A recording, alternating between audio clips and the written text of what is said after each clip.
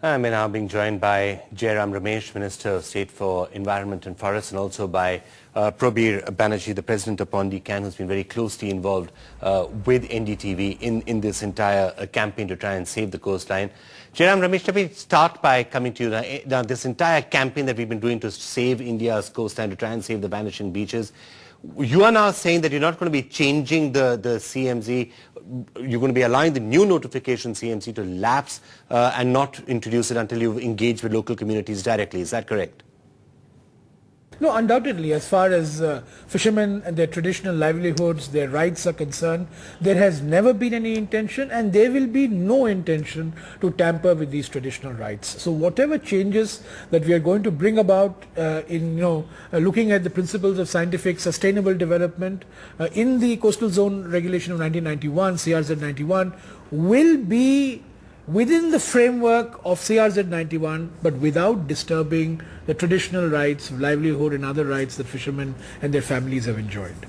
Prabir Banerjee, the basic issues that are being faced, is it to do only with the coastal regulations, or also, of course, a lot to do with ports and the way ports have just been coming up in an unplanned sort of a manner? Yeah, actually the bigger problem that India is facing is the proliferation of ports and SEZs, because these do not have to follow the CRZ or CMZ or whatever you call it. They paint a very false picture of development and false employment and completely suppress the economics of the environment and the economics of the social economics.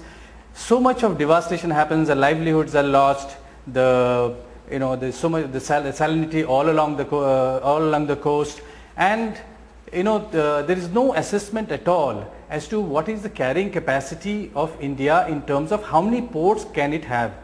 And unless there is a study done to find out what are the impacts of the existing ports on the coastal environment, on the livelihoods, I think there should be a serious moratorium on ports. On one side we are talking about food security and water security, and all these ports are causing such severe damage along the coast.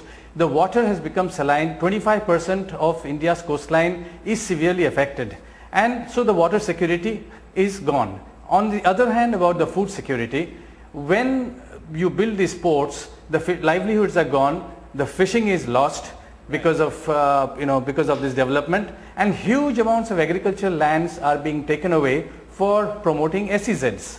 Now this is been very well put in this book called For the Common Good. We have reached a level of unsustainable development. Prabir, let me just get a reaction. Let me just get a reaction to that. Going to be detrimental